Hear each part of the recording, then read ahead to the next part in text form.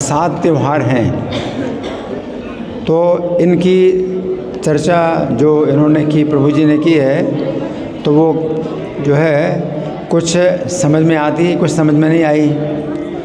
तो मैं थोड़ी थोड़ी बातें इन 7 त्योहारों की बताऊंगा। तो पहला जो त्यौहार है विश्वनाथ चक्रवर्ती ठाकुर का है। विश्वनाथ चक्रवर्ती ठाकुर हमारे गुरु परंपरा के एक बहुत महान आचार्य हुए हैं, जिन्होंने एक प्रार्थना बनाई है जिसे कहते हैं गुरवष्टकम। 8 श्लोक हैं, इसलिए अष्टक बोलते हैं, और गुरु के संबंध में वो अष्टक है, गुरु की महिमा, गुरु का महात्म्य। तो इस अष्टक में प्रत्येक श्लोक के अंतिम जो पद है उसमें आता है वंदे गुरु श्री चरणारविंदम। तो ये 8 श्लोक जो हम लोग गाते हैं सवेरे मंगल आरती में, तो इनमें बहुत शक्ति है। ये 8 श्लोक गुरवष्टकम प्रार्थना के बहुत शक्तिशाली हैं, और हमारा जो दिन है वो इसी से होता है जो हम लोग प्रार्थना करते हैं 4:30 बजे। 4:30 बजे अगर कोई आए और ब्राह्म मुहूर्त में अगर इन 8 श्लोकों का पाठ करे ऊंचे स्वर में, तो इन्होंने जो महान आचार्य हैं विश्वनाथ चक्रवर्ती ठाकुर, उन्होंने वचन दिया है कि अगर आप जीवन भर ब्राह्म मुहूर्त में इस गुरवष्टकम का ऊंचे स्वर में पाठ करेंगे तो जीवन के अंत में आप साक्षात वृंदावन नाथ की सेवा में पहुंच जाएंगे। तो इतनी बड़ी जो है उन्होंने जो बात बोली है, वो भगवान इनकी बात की रक्षा करने वाले हैं, क्योंकि ऐसे जो महान भक्त होते हैं अगर कोई बात बोल दें तो भगवान उनकी बात की रक्षा करते हैं। तो हम लोगों का ये बहुत बड़ा सौभाग्य है कि 4:30 बजे यहाँ गुरवष्टकम प्रार्थना गाई जाती है और माइक पर गाई जाती है। तो अगर आप 4:30 बजे आ सकते हैं कभी भी, यहाँ तो रोज़ होता है 4:30 बजे और पूरी पब्लिक के लिए खुला है, तो सवेरे 4:30 बजे ये ब्राह्म मुहूर्त का समय होता है 4:10 से 4:58 का। तो इसमें जो है ये गुरवष्टकम प्रार्थना जो गाई जाती है, मंगल आरती इसे बोलते हैं। तो अगर आप आते हैं तो आपकी जो है बड़ी रक्षा होगी। तो आप जो है कभी भी आइए, किसी भी दिन आइए, यहाँ तो खुला है, रोज़ खुला हुआ है ना। तो आप महीने में 1 दिन आइए, 10 दिन में 1 बार आइए, 7 दिन में 1 दिन आइए। 4:30 बजे यहाँ शंख बजता है और गुरवष्टकम प्रार्थना गाई जाती है। तो ये जो है बहुत शक्तिशाली है। दूसरा, श्रीमती विष्णुप्रिया देवी का आविर्भाव। यहाँ पर भगवान चैतन्य का आप दर्शन कर रहे हैं, चैतन्य महाप्रभु, नित्यानंद प्रभु। तो चैतन्य महाप्रभु श्री कृष्ण ही साक्षात चैतन्य महाप्रभु के रूप में है। तो चैतन्य महाप्रभु का विवाह हुआ था विष्णुप्रिया देवी से। विष्णुप्रिया देवी सत्यभामा की अवतार हैं। द्वारका में जो सत्यभामा थी भगवान की पत्नी, उनकी अवतार विष्णुप्रिया देवी हैं। और भगवान चैतन्य इस अवतार में संन्यास ले लेते हैं, चैतन्य महाप्रभु संन्यास ले लेते हैं, और विष्णुप्रिया बिल्कुल जो है जवान अवस्था में है। लेकिन ये माता जो है भगवान के चले जाने पर, अपने पति के चले जाने पर कैसा जो है जीवन व्यतीत करती हैं। ये बहुत आदर्श स्त्री, एक स्त्री जो आदर्श स्त्री होती है, तो पति के बिना वो जो है अच्छा भोजन नहीं खाती, अच्छा श्रृंगार नहीं करती। तो ये जो है आदर्श पत्नी के जो पूरे लक्षण माता विष्णुप्रिया में होते हैं। और वो उनका जो है इतना जीवन फिर तपस्या का हो गया कि दिन भर में चावल के थोड़े से दाने जो हरे कृष्ण महामंत्र का जाप करने से जो निकलते थे, तो केवल उतना ही खाती थी। और पूरा शरीर कैसा हो गया, एकदम कृष्ण हो गया, दुर्बल हो गई ये माता। तो इनका जो है बहुत बड़ा ये जो है त्याग है कि भगवान चैतन्य के इस कार्य में इन्होंने बाधा नहीं डाली। भगवान ने संन्यास ले लिया तो इन्होंने जो है कोई बाधा नहीं डाली। तो विष्णुप्रिया देवी का आविर्भाव है। पुंडरीक विद्यानिधि का आविर्भाव है। तो पुंडरीक विद्यानिधि पिछले ब्रज लीला में राधा रानी के पिता हैं, ब्रजभानु। तो वही जो है गौर लीला में पुंडरीक विद्यानिधि हुए।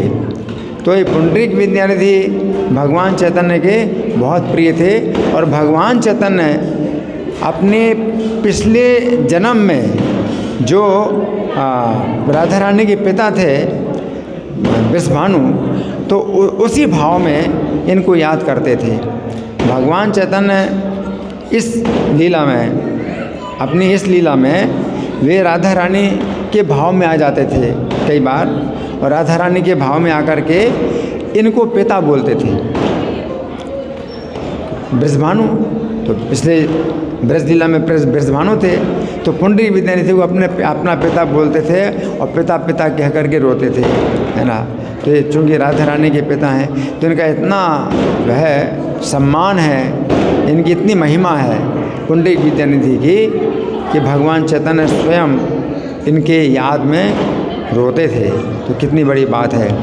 और रघुनंदन ठाकुर जो मुकुंद के पुत्र थे, श्रीखंड में रहते थे। इनके घर में जो है गोपीनाथ जी की मूर्ति थी और भोग लगता था। और इनके पिता मुकुंद जो है जब बोलते हैं कि तुम भोग लगा लेना, तो छोटा सा बालक, उसे कुछ पता नहीं कि भोग कैसे लगाते, वो समझा कि भोग लगाने का मतलब ये भगवान खाएंगे। तो भगवान को जो है वो भोग लगाते समय जब इसने बहुत तीव्र जो है पुकार की भगवान से कि आप खाइए, और भगवान ने खाया। तो देखिए भगवान जो है मूर्ति के रूप में होते हैं तो खाते नहीं हैं, भगवान को भोग लगाया जाता है और भगवान देख करके ही खा लेते हैं। तो भगवान को खाने की ज़रूरत नहीं है, मूर्ति के रूप में भगवान देख करके ही खा लेते हैं, वो प्रसाद बन जाता है, वो भोग से बन जाता है प्रसाद। लेकिन एक बालक को इतना सब अनुभव नहीं है कि भगवान खाए बिना भी भोग लगाते हैं, तो उसने जो है भगवान को इतना विवश कर दिया अपने प्रेम से कि भगवान को खाना पड़ा।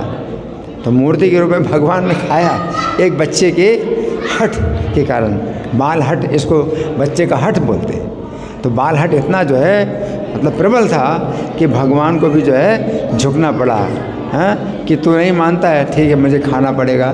तो भगवान ने खाया। तो ये रघुनंदन ठाकुर आज आविर्भाव दिवस है। रघुनाथ दास गोस्वामी, इनकी जो है इतनी महिमा है, इनका तो जीवन चरित्र बहुत विस्तृत है। लेकिन पहली घटना ये बताई गई कि जब ये राधा कुंड के तट पर भजन करते थे तो सवेरे बैठते थे और शाम हो जाती थी, इन्हें पता ही नहीं चलता था कि दोपहर कब आई और कब चली गई।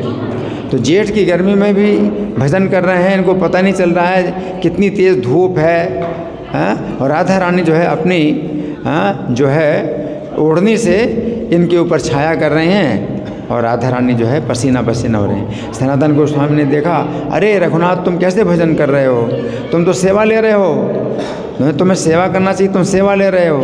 तो रघुनाथ बोले, क्या प्रभु क्या करूं? तो बोले तुम पेड़ के नीचे भजन करो कि जो राधा रानी तुम्हारी जो है तुम्हारे धूप से रक्षा कर रही हैं।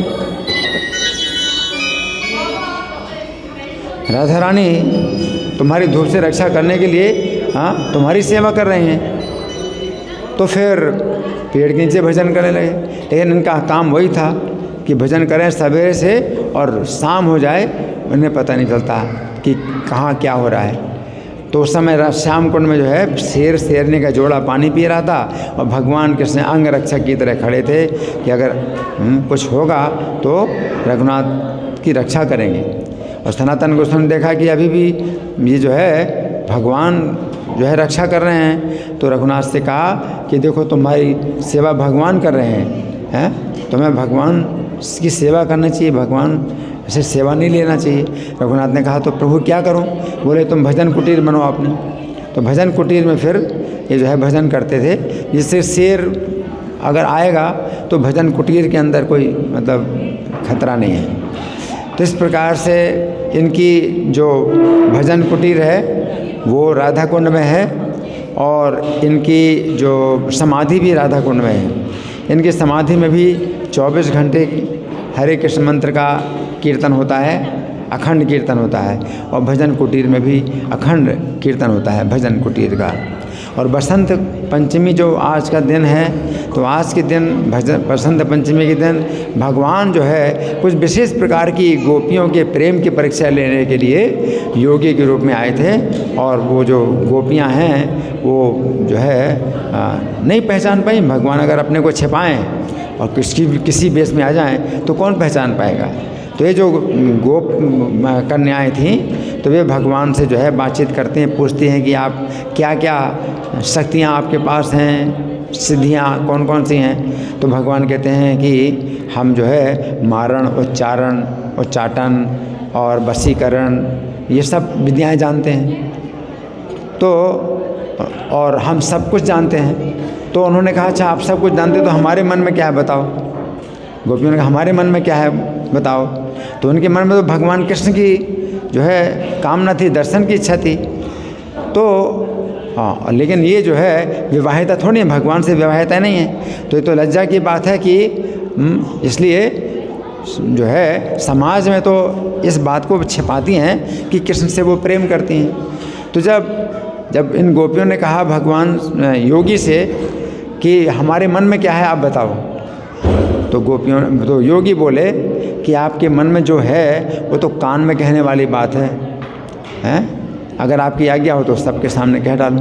तो बोले नहीं आप जानते हो, नहीं बताना नहीं है। अच्छा देखो अब जो है आप उनको बुला लो अपनी वशीकरण के द्वारा, अगर बुलाओ तो हम जान लेंगे कि तुम्हारे पास बड़ी विद्या है।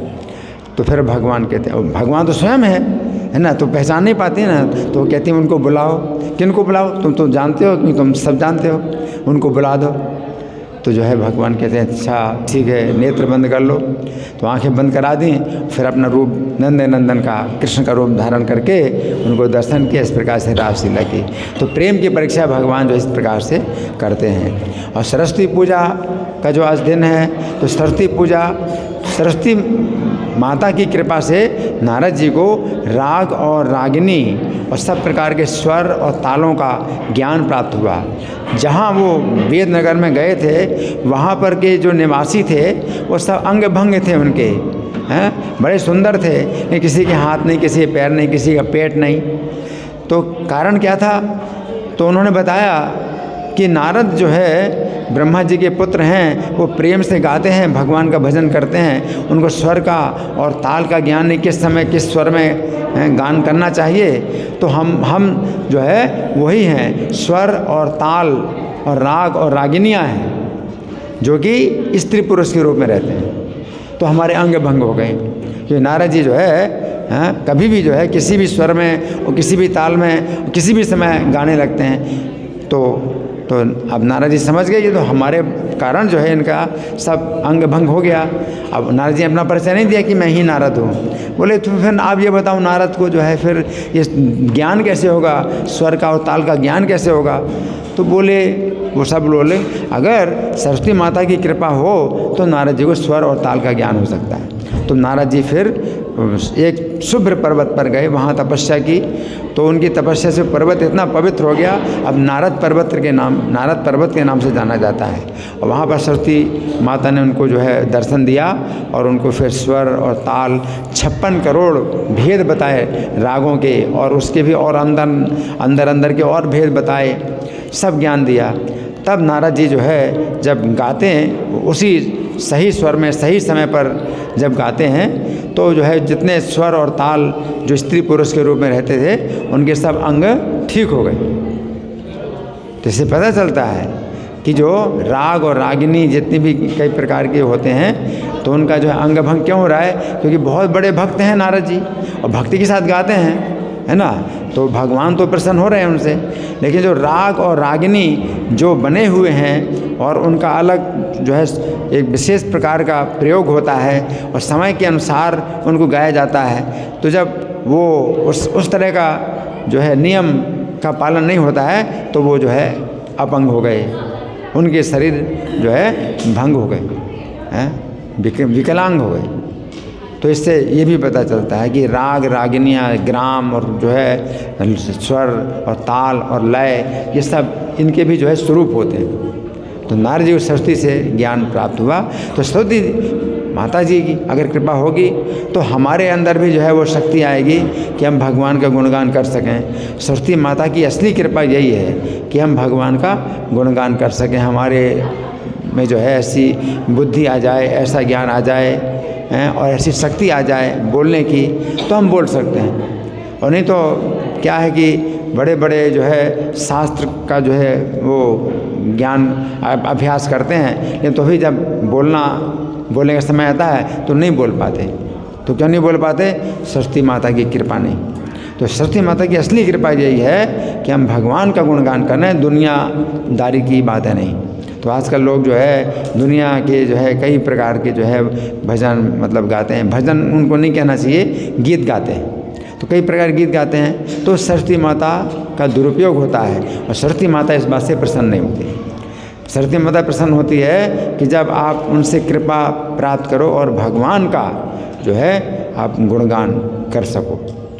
तो असली जो है ये लाभ है और इससे जो है फिर भगवान की प्रसन्नता प्राप्त होती है। तो भगवान का गुणगान करना और दुनिया के जो है जो साधारण लोग हैं उनकी प्रशंसा करना, ये बहुत अंतर है। क्योंकि किसी राजा की भी प्रशंसा करते, किसी नेता की प्रशंसा करते हैं, तो इससे क्या होगा? आप जन्म मरण से नहीं छोड़ सकते। लेकिन भगवान का गुणगान करोगे तो आप जन्म मरण के बंधन से छोड़ोगे। और सरस्वती माता की कृपा अगर होगी तो आप ऐसा कर सकते हैं। तो इस सरस्वती पूजा का आज दिन है, हमें सरस्वती माता से ये प्रार्थना करनी चाहिए। श्री विश्वनाथ चक्रवर्ती ठाकुर तिरोभाव तिथि महामहोत्सव की, श्रीमती विष्णुप्रिया देवी आविर्भाव तिथि महामहोत्सव की, श्रील पुंडरीक विद्यानिधि आविर्भाव तिथि महामहोत्सव की, श्रील रघुनंदन ठाकुर आविर्भाव तिथि महामहोत्सव की, श्रील रघुनाथ दास गोस्वामी आविर्भाव तिथि महामहोत्सव की, श्रील प्रभुपाद की। हरे कृष्णा। धन्यवाद।